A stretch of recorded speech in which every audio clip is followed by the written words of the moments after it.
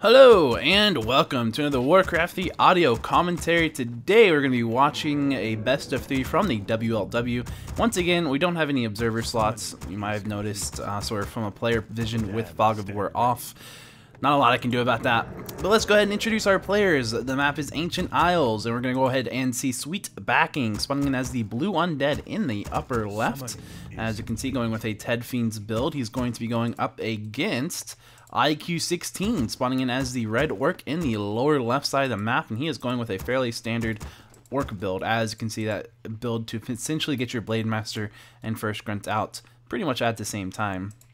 And that's what our goals are going to be. It looks like as both players are going to have their scouts meet in the middle of the map, will they do any kind of fancy attacks to each other? No, they will not, as they simply walk beyond and pass each other with no real problems. And then we can see, of course, it's going to have a shop, a ziggurat, and a graveyard to go ahead and block his gold mine in the back. Simple build, but it's fairly effective. Of course, if you didn't know, graveyards and tomes of relics are the exact same size, so you can use them interchangeably. You could put the graveyard down here, the shop up here. It's really up to you, however you want to do that. You can see, of course, 3 goals. That's pretty much your standard Ted Fiends build. The Peon Scout will determine, it is indeed a Death Knight.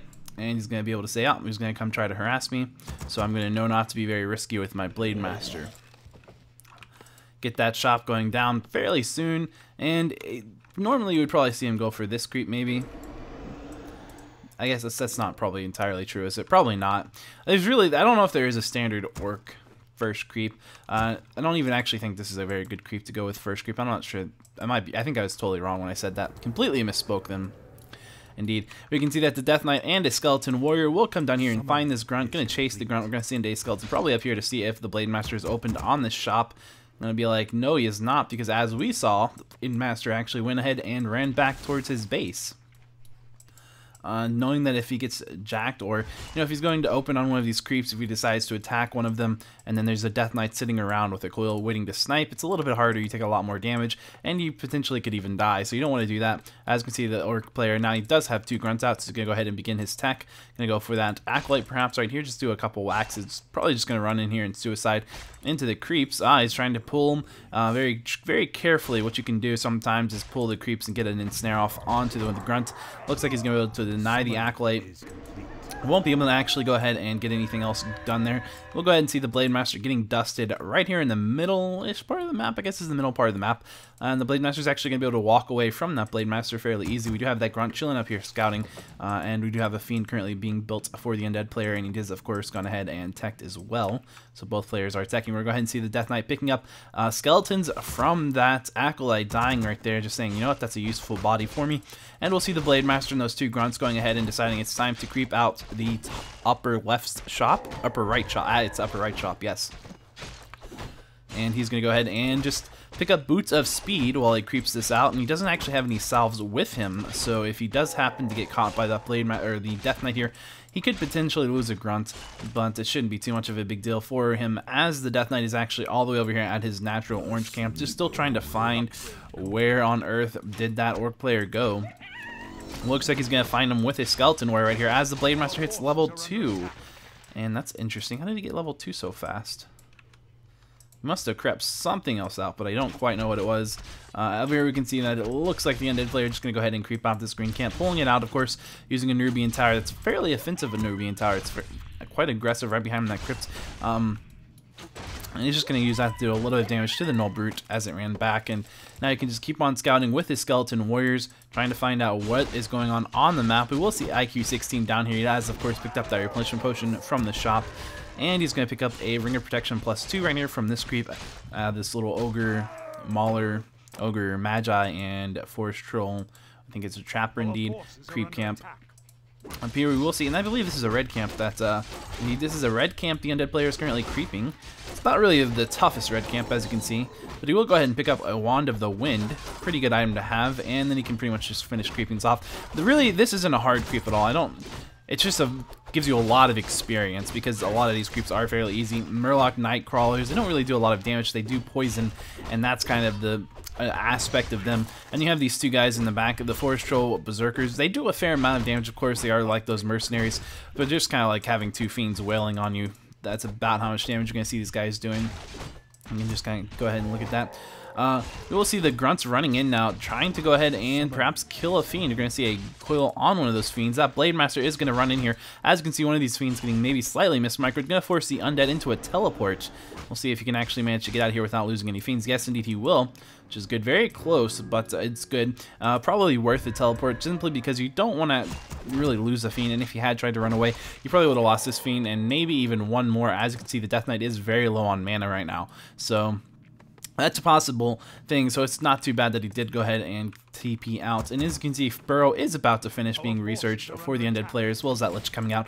You can see he's still at tier 2, and of course there's a Slaughterhouse going up for him. We can see that's for the Orc player. A Shadow Hunter has now come out on the field, and we can see he's of course going for tier 3, actually Fortress, and going for a Bestiary. It looks like a 1 Bestiary tech indeed.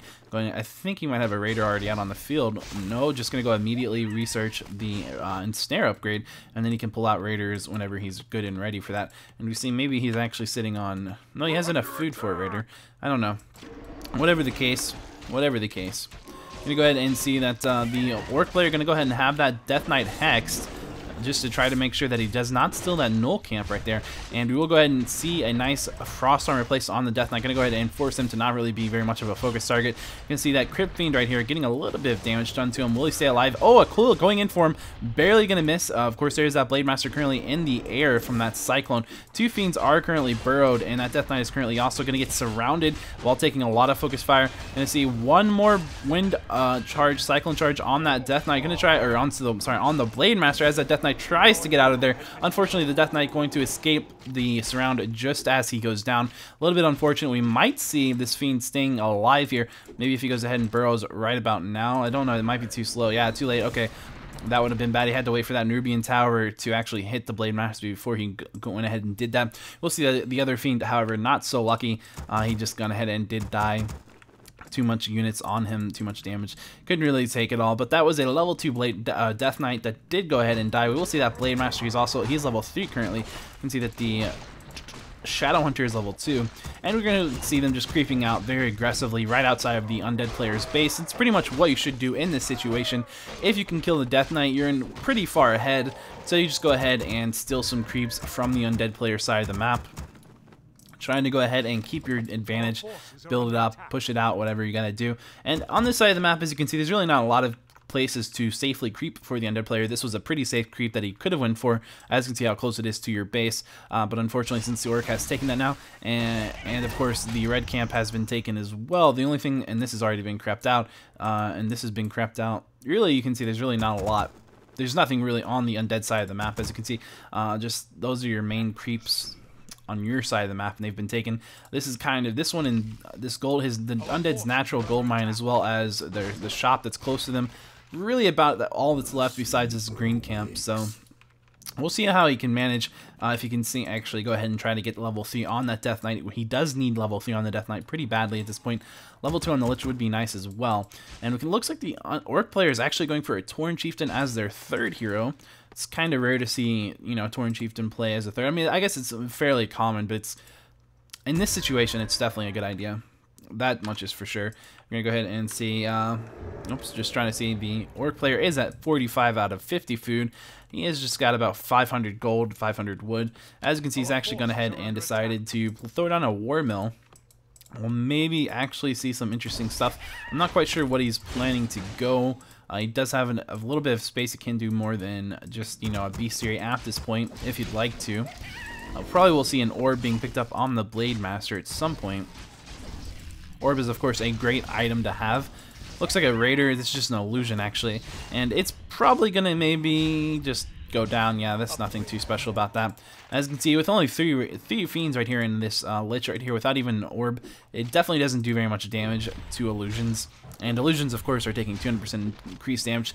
So it's an interesting situation when it takes this long to kill something. Your army is just not in the greatest shape. You know that you need to get more units, you need to get upgrades or better items or something.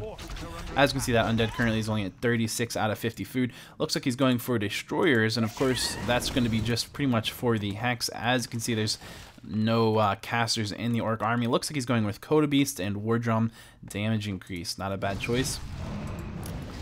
See up here at the top, we can see the undead player still just creeping. He has managed to pick up level 3 on the Death Knight and level 2 on the Lich. Does not have web, so he can't currently creep that red drake that's level 6. Just scouting all over the map with those skeleton warriors, trying to make sure he knows exactly what this orc player is doing. Doesn't want the orc player to actually get any fast ones on him. That would be pretty much a big shame if that happened. We can see that the Kodo is out now. Of course, that War Gem increase is coming along, and that's going to make that Blade Master hurt quite a bit. And let's see if we can find that Blade Master. Indeed, he has got a Orb of Lightning. He does also have a Potion of Lesser Invulnerability on him right now. It looks like he sold his boots or gave it to someone else. Let's see. Has he got maybe put the boots on the Tauren Chieftain? That probably would be pretty reasonable. And we can see up here that the undead player is pretty much just going to have to sit here and wait at this point. There's really not a lot of stuff left on the map. I mean, in terms of creeps, let's look and see. There's a green camp right here. There is this orange camp. It's currently being crept out by the orc player. He did just creep out this red camp as well. So I see pretty much 2 greens left on the map, as well as this level 6 red drake. So we'll see if the orc player is going to actually try to go ahead and finish all of those creeps off.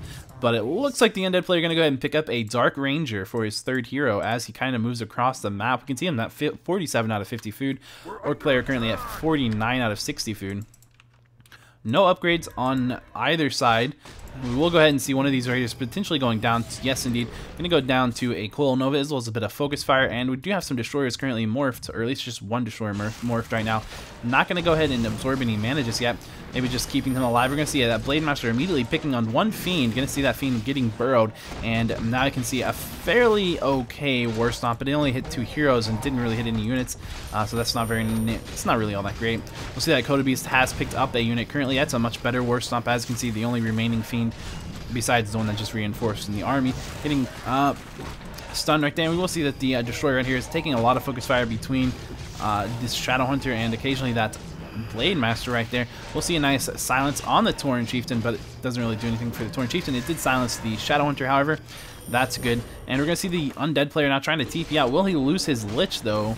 That's a possibility. No, the Lich getting out at 14 HP. Very close, very good. You want to keep that Lich alive. That was a very nice TP to stay alive with. And it looks like 46 out of 50 food currently for the undead player. Let's see, is any of that in production? Indeed, we can say 6 of that food is in production. So he's lost 9 food in that fight. You can see down here for the orc player, he lost maybe, I think he lost a grunt or something. I'm not quite sure what he lost. He lost maybe 2 food or something. I'm not, yeah, so he's still at 49 food. He didn't really lose much. I know he lost a raider, that's what it was. So he lost a raider, and he might have lost a grunt or something else, but I know he lost at least a raider, maybe 2 raiders. If we look over here, we can maybe see. There's a fair amount of bodies. I have no idea who's who, though. 1, 2, 3, 4, maybe 5 things killed. And the Kodo Beast actually also has 3 food from that 3 food still in his belly, so the undead player lost a little bit more than the orc player for sure. We'll go ahead and see that the undead player, the orc player, is throwing up a tiny Great Hall right here. Going to go ahead and get that expansion going. We're probably going to see a couple of watchtowers being thrown down. Just getting 2 watchtowers never hurts, especially with the upgrade. It gives them fortified armor. Makes it much harder to actually siege a position like that. So we'll see if you can actually manage to really do anything. I mean, whenever you're an undead player in this sort of situation, it's never a good thing. Because as you can see, the undead player, he could still potentially win the game. As you can see, in terms of army, he's not that far behind. The orc player's at 50 food, the undead player's at 46, and he can go ahead and morph those guys, those destroyers into, or those statues into destroyers. So he could potentially win this fight, and he's going to have to win this fight and take out this expansion, I think, to win the game. Well, so we're going to see if he can manage that. He does have a potion of mana as well as a scroll of protection on that Death Knight now, so it looks like no potions of invulnerability. Those will be one on both the Tauren Chieftain as well as the Blade Master. And here comes this fight underway. As you can see, pretty good position for the undead player. That Tauren Chieftain can't really do too much, just getting a very small amount of the undead army in terms of fighting range. But it looks like this fight, it's one of those interesting fights. I would have to say that the orc player is doing pretty well right now, but again, just depends. That Blade Master is going to be able to take out a Fiend, no problem. We will see that Kodo Beast going down, and that's going to be nice because that will actually hamper the damage from the Blade Master quite a bit. We'll go ahead and see perhaps one of these Fiends. Will these Fiends just stay over here and just micro? Looks like they're going to micro. That Lich will actually go down, unfortunately. And now you can see 2 more Fiends going down. The undead player, unfortunately, getting a little bit behind right there in that fight, and he's going to go ahead and call a good game because once you get behind in that sort of a situation where your opponent has an expansion up and, you know, some towers to guard it, as well as nice upgrades and high-level heroes, it gets a little bit harder to play the game. So there you have it, though. That was game 1. If you'd like to check out game 2, simply click right here, and we'll see you there.